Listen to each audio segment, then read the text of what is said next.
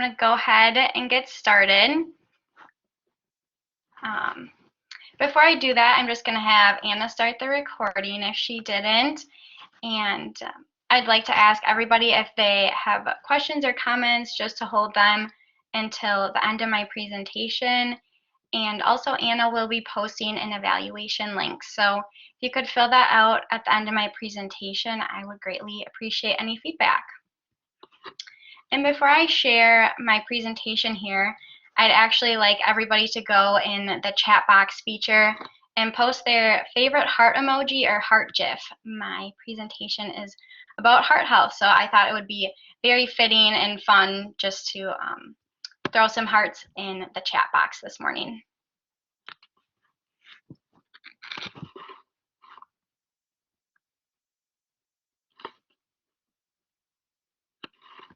I'll give you guys some time to do that. Love it.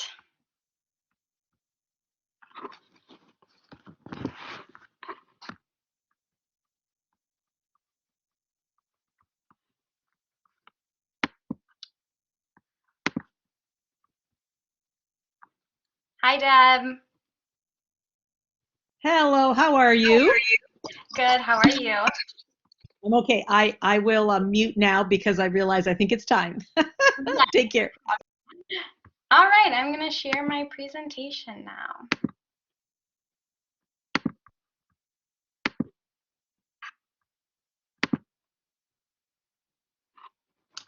Hi everyone, my name is Amanda Burkle and my presentation is a plant-based diet effects on heart health. And Anna, if you could just let me know if you're seeing my slides here. Yep, looking good. Great, thank you. Okay, so I'd like to preface by saying that sometimes in my presentation I'll use heart health and heart disease interchangeably. It's not to confuse anyone, but I ultimately chose the topic of heart health because there's so many categories under heart disease that I wanted to keep it pretty general. I also just wanted to share that my goal is to inform everyone on a plant-based diet and how it can help your health, especially heart health. What is a plant-based diet? Food from plants. So that includes fruits, vegetables, nuts, legumes, seeds, whole grains. And one of my studies actually defined a plant-based diet as a dietary pattern that emphasizes higher intakes of plant foods and lower intake of animal foods. So as you can see, it doesn't exclude meat. I think of it as the 80-20 rule. So 80% of the time you're eating plant food and 20% of the time you're eating meat for a protein source possibly, but that would entail lean protein sources of red meat, chicken, turkey, fish, and those sorts of proteins. So as you can see, it's very individualized.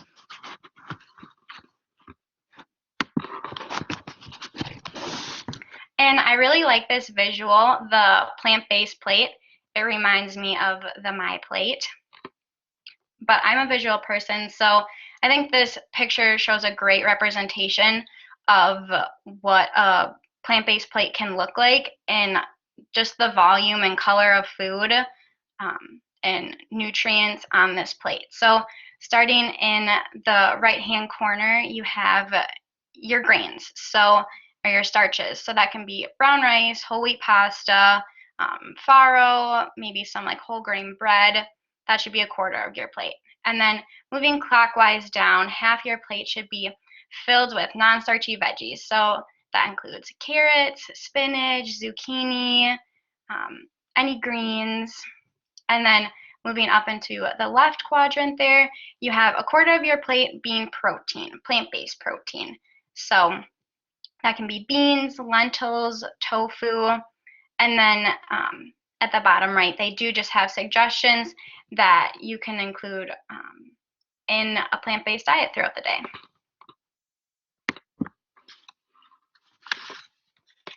Plant-based diet effects on heart health. Overall, this slide is why I chose this topic. I have a personal interest in this topic. I follow a plant-based diet for personal reasons and also family history. In my family, we do have a lot of heart disease. And I'm going to skip to the next slide here. This slide is showing my grandparents. So on the right-hand side, I have my Grandma Dee and Grandpa Jack, and those are my dad's parents. And then on the left-hand side, I have my Grandma Mary and my Grandpa Frank. Those are my mom's parents. Both of them have gone through some sort of heart procedure, and starting with my Grandma Dee, she had AFib and she actually got surgery, and now she doesn't have that. And then my Grandpa Jack had fluid around his heart, and he also got surgery to remove that. And my Grandma Mary and Grandpa Frank on the left-hand side both had valve replacements, and my grandpa probably had the biggest surgery, which was a triple bypass. So that's definitely a strong link in my family.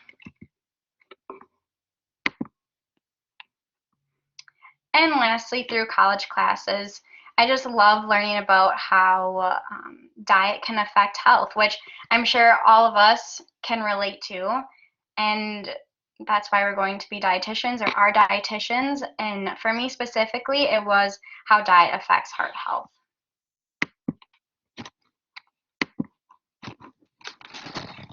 All right, my first study was titled, Plant-Based Diets Are Associated with a Lower Risk of Incident Cardiovascular Disease Mortality, and All-Cause Mortality in the General Population of Middle-Aged Adults. In the study, there was 2 objectives. The first was to evaluate if an overall plant-based diet was associated with a lower risk of incident of cardiovascular disease mortality, and all-cause mortality in the general U.S. population. The second objective was to assess if there was any association that differed by adherence to a healthy or less healthy plant-based diet using something called a 4 priori defined plant-based diet score. So the 4 categories in that were a healthy plant-based diet, a less healthy plant-based diet, an unhealthy plant-based diet, and a pro-vegetarian diet. The design of this study included 12,168 participants who were followed from 1987 to 2016. Their diet was initially assessed using a food frequency questionnaire and then with that 4 priori defined plant-based diet score. So the study used that community-based cohort study known as the ARIC, which stands for Atherosclerosis Risk in Communities, and it consisted of men and women ages 45 to 64. And make sure I'm not getting ahead of myself. Okay, so at baseline and visit 3, the participants' usual intake of food and beverages were assessed by trained interviewers using a food frequency questionnaire. And dietary intakes from baseline and visit 3 were averaged, and outcomes were calculated. So, for example, the study used dietary intake from only visit 1 if participants developed cardiovascular disease or were censored before visit 3. And then they were averaged the dietary intake from both visits if participants developed cardiovascular disease or were censored after visit 3. Incident of cardiovascular disease events and death were assessed annually through telephone calls. The inclusion criteria of this study consisted of middle-aged men and women who were a part of the ARIC study, and they were excluded if they didn't meet a total energy requirement or if they were over. So that was a little bit different for men and women. And they were also excluded if their race or ethnicity was not Black or white, if they had a history of myocardial infarction, heart or arterial surgery, heart failure, stroke, and cancer at baseline. And then participants without complete information on covarieties were excluded from the study. Strengths and limitations. The strengths were that they had 12,168 participants in the study, which was great for the length of time of 29 years, and it was the general population. This is a strength and also a limitation because within the limitations here, I have that it was a sample-based scoring method. So that's just hard to gauge how it could translate to others because it was just in one study population. It was self-reported dietary intake, so that means you're relying on the participants. Are they telling the truth 100% of the time? So that can be a limitation. And then the last limitation was the possibility of residual confounding remains because of unmeasured or incorrectly measured variables. The results of this study were diet high in plant foods and lower in animal foods was associated with a lower risk of cardiovascular disease mortality, and all-cause mortality in the general population of middle-aged adults.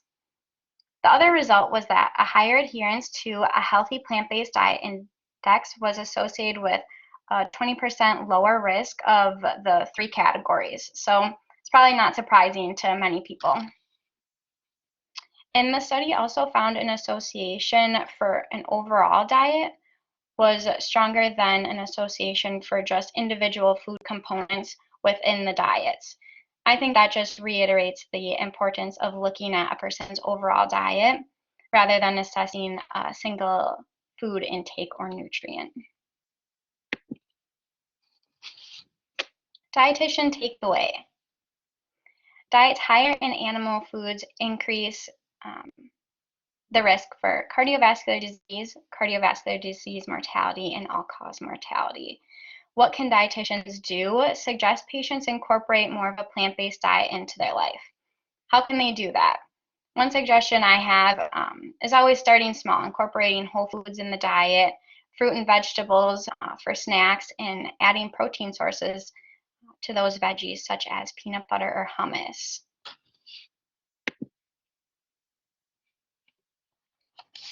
The EAL rating that I gave for this study was a neutral rating. It did have a high number of participants. It was, however, community-based, so not all the results can be applicable to the general population, but it definitely gives a good idea of the results that you would see. And it did conclude helpful results. And then the food frequency was only done twice in 29 years. I thought that was a big limitation because people's diet can change within that time a lot for sure. My second study was titled The Effects of Red Meat, White Meat, and Non-Meat Protein Sources on Atherogenic Lipoprotein Measures in the Context of Low Compared with High Saturated Fat Intake. It was a randomized controlled trial, and the objective of this particular study was to understand if atherogenic lipids and lipoproteins differ following a high red meat consumption compared to diets with similar amounts of protein from white meat sources or non-meat sources, and if the effects were modified by association of intake of high compared with low saturated fatty acids. In this design, there were 113 participants. They were randomly assigned to a low or high fat saturated diet, and within each, the effects of protein, red meat, white meat, and non-meat protein sources were tested in a 3-period randomized crossover design.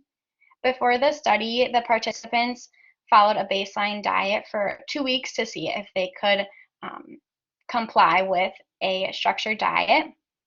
There was a washout period. For 4 weeks, they'd follow the study, and then for 2 to 7 weeks, there was a washout period. That was just to coincide, I guess, with longer holidays and vacations, they said. And then they would be more willing to follow a standardized diet instead of doing it every 4 weeks.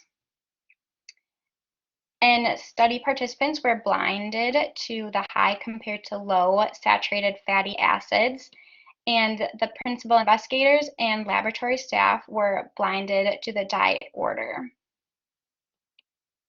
So for the duration of the study, including the washout period, participants met with clinic staff weekly to pick up their diets, which I thought was really cool. They could just go to the the clinic weekly and just pick up their meals, and then they would get their lab work done at the same time. So pretty convenient. Oh, I'm sorry. And then the inclusion criteria for this study was people 21, 65 years old that met a certain BMI, fasting glucose, cholesterol levels, and triglyceride levels for the study. And then they also had to be willing to refrain from vitamin and alcohol intake. And participants were excluded if they used tobacco or recreational drugs, or if they did not meet the certain lab requirements.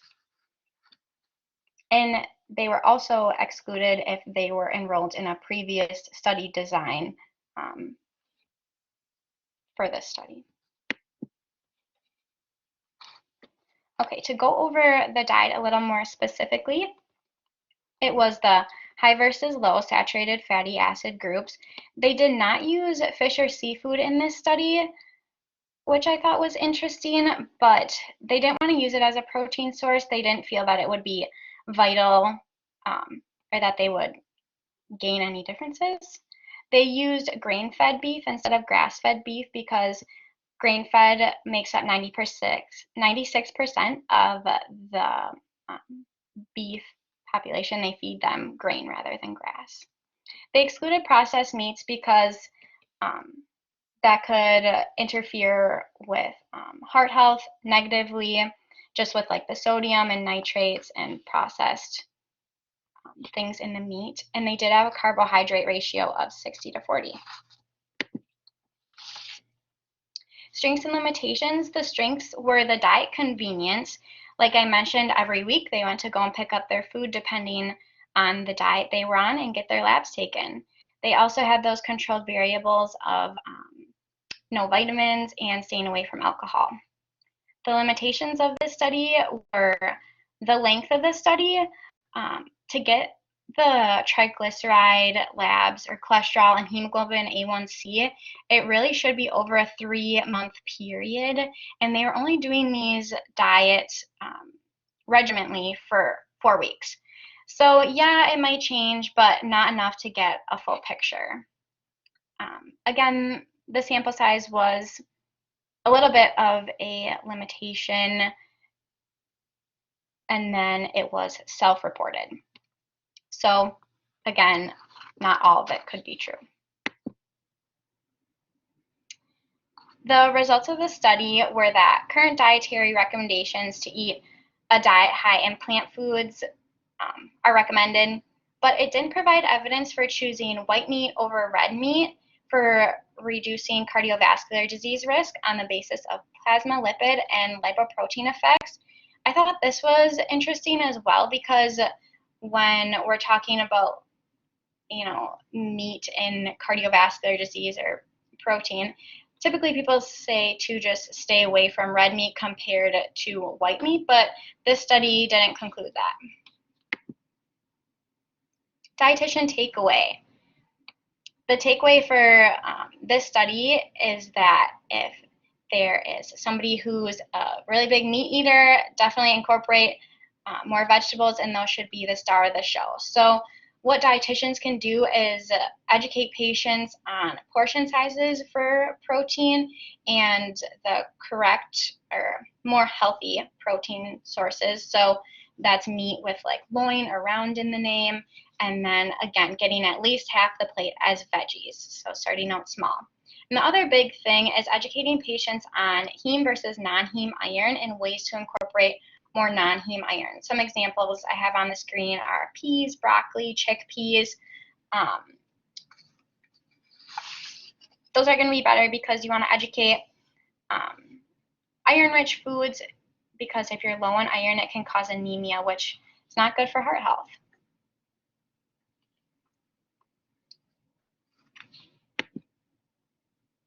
The EAL rating I gave for this study was a neutral rating. It had a good diversity in population, and the diet convenience was really awesome. The length of the study was 28 weeks, but again, with those labs being tested, they really should be following it over 3 months to get the best results. And it was self-reported. All right, my last study is titled A Plant-Based No Added Fat or American Heart Association Diets Impact on Cardiovascular Risk in Obese Children with Hypercholesteremia and Their Parents. The objective of this study was a randomized trial to research if a plant-based diet or the American Heart Association diet significantly changed anthropometric measurements or biomarkers of inflammation and cardiovascular disease after a 4-week intervention in obese children with hypercholesteremia ages 9 to 18 years old and one of their parents. The design was 28 families who followed a plant-based diet or the American Heart Association diet over a 4-week period using the 24-hour food recall as documentation, along with physical assessment questionnaire and lab work. And then at the time of consent, participants receive standardized teaching on how to record a 24-hour diet history. I thought that was great because a lot of studies probably don't do that. So this one might be more accurate because standardized, they're teaching them how to use it. So the biomarkers for inflammation and cardiovascular disease, as I mentioned, were also taken as labs. Oh, and then I'll go back for that exclusion criteria. That would be pregnant women and children who lost weight or participants who lowered their cholesterol levels before the study began. My next slide is just talking about the plant-based versus American Heart Association diet. And in this study, they define the plant-based as only plants and whole grains, limited avocado and nuts, and no added fat. But for the American Heart Association diet, that encouraged fruits, vegetables, whole grains, and low sodium intake. But it did permit non-whole grains, low-fat dairy, selected plant oils, and lean meat and fish in moderation. The strengths of this study were the standardized teaching for the 24-hour recall. Like I said, hopefully more accurate with that standardized teaching. There was diet education and cooking classes. So during the study, participants attended a total of 4 weekly 2-hour classes specified with their assigned diet, and it consisted of 1 hour of nutrition education and 1 hour of cooking lessons.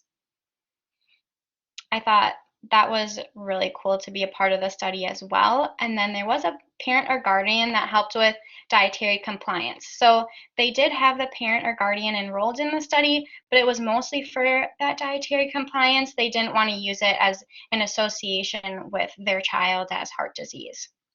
The other strength was that they received a $50 weekly stipend for being in the study. I mean, who wouldn't want to get paid if you're doing that study? And then the study size was also a strength. It was a strength because they only needed a sample size of 15, or they had a sample size, I'm sorry, of 13, which exceeded the 6 to 7 participants per group to provide a power of 90% significance within baseline. So they had more than that. A limitation, though, was the small study size over a short period of time. So I think that they definitely could have benefited from more people in the study over a longer period of time. And it was just in a select demographic of the middle class. Then also with that 24-hour diet recall, there was unknown compliance, and They did mention difficulty finding food on a plant-based diet.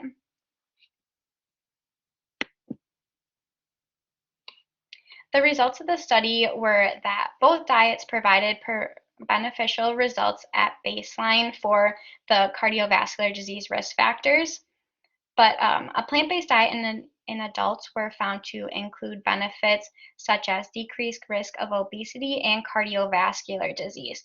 The one thing that I didn't like that it said is that research suggests the same children in results. It wasn't concluded that yes, it would be beneficial.